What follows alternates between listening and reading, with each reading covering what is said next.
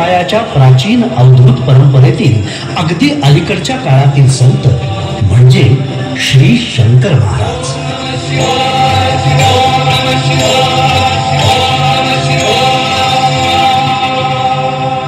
अंतापूर गावामध्ये चिमणाजी आणि त्याची पत्नी सौ पार्वतीबाई यांच्या पोटी मूलबाळ नव्हतं. भगवान श्री शंकराचे परमभक्त असलेल्या उभयतांनी घराजवळील मंदिरात महादेवाची मनोभावे आराधना केली. ओम नमः शिवाय, ओम नमः शिवाय या अखंड जप साधनेनं भगवान शंकर त्यांना प्रसन्न झाले आणि प्रत्यक्ष भगवान शिवांनी त्यांना स्वप्नात दृष्टांत दिला. अंतापूरच्या जंगलामध्ये पीराचं स्थान आहे. त्याजवळ असलेल्या बेलाच्या झाडाखाली वाघांच्या गराड्यात एक छोट बालक खेळतय. ते वाघ तुला काहीही इजा करणार नाही. तू निर्भयपणे जा, त्या बाळाला घेऊन ये आणि त्याचा सांभाळ कर. पार्वतीबाई चिमणाजींना म्हणाली, शुभस्य शीघ्रम, त्वरेने जाऊन ते बालक घेऊन या.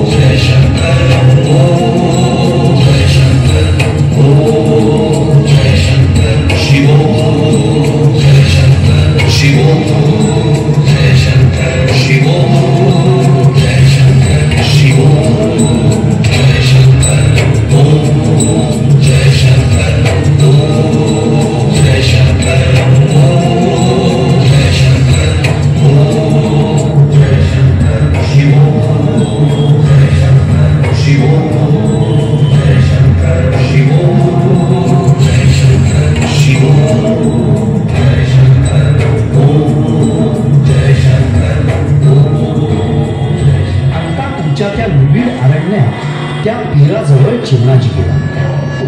अत्यंत हिंस्त्र वाघांच्या घराड्यात ते सुंदर बालक खेळताना त्याला पाहिले.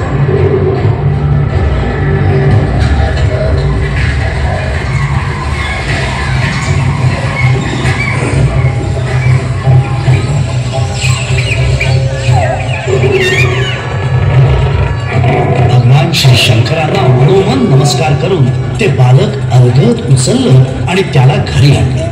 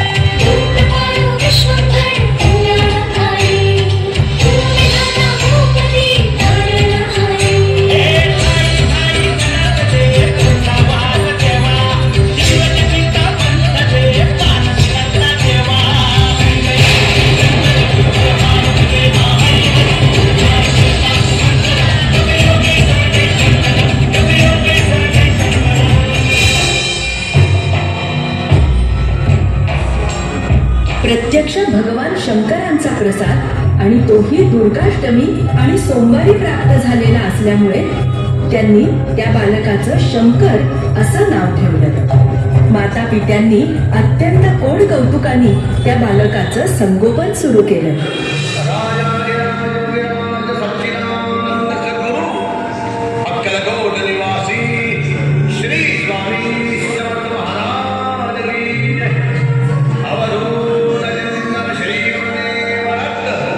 श्री शंकर महाराज यांचे गुरु म्हणजे अक्कलकोटचे श्री स्वामी समर्थ.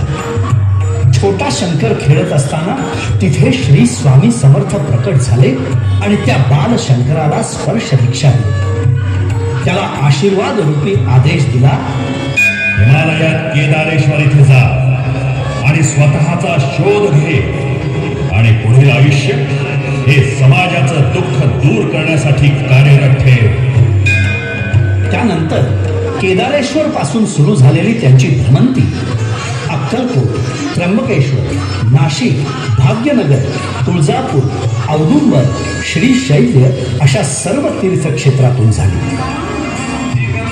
श्रीपाद श्री वल्लभ, श्री नृसिंह सरस्वती आणि श्री स्वामी समर्थ अशा अत्रिनंदन श्री दत्तात्रयांच्या परंपरेतील अवधूत संप्रदायातील महान योगीराज श्री शंकर महाराज.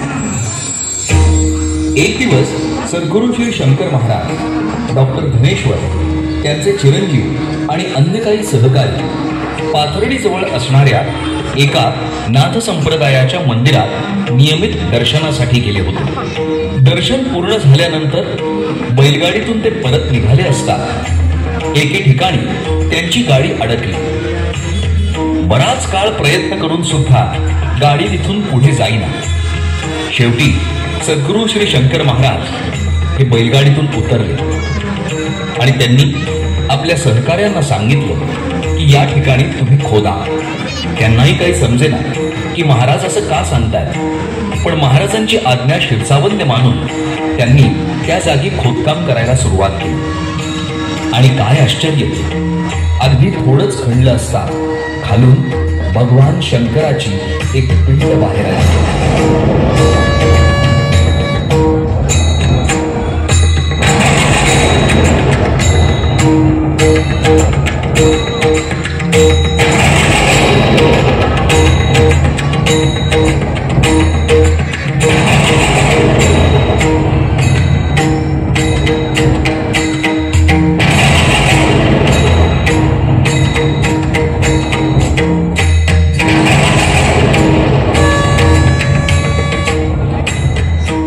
सद्गुरू शंकर महाराज म्हणाले, मंडळी, तुमच्यातल्या अनेकांची गाडी बऱ्याच काळापासून अडली होती. या ठिकाणी आता तुमच्या जीवनातली खऱ्या अर्थानं नवीन वृद्धी सुरू होणार आहे. ही पिंड सुद्धा दरवर्षी गव्हाच्या आकारा इतकी वाढत राहील आणि म्हणून या जागेला वृद्धेश्वर म्हणून ओळखलं जाईल. पुण्यातील धनकवडी येथील मठाच्या जागी श्री शंकर महाराजांनी वैशाख शुद्ध अष्टमी शके 1869 अर्थात 28 एप्रिल 1947 या दिवशी समाधी घेतली. श्री शंकर महाराजांनी जरी देह रूपानं समाधी घेतली असली तरी आजही अंशावतार रूपानं भक्तांचं कल्याण करण्यासाठी ते सर्वत्र आहेत.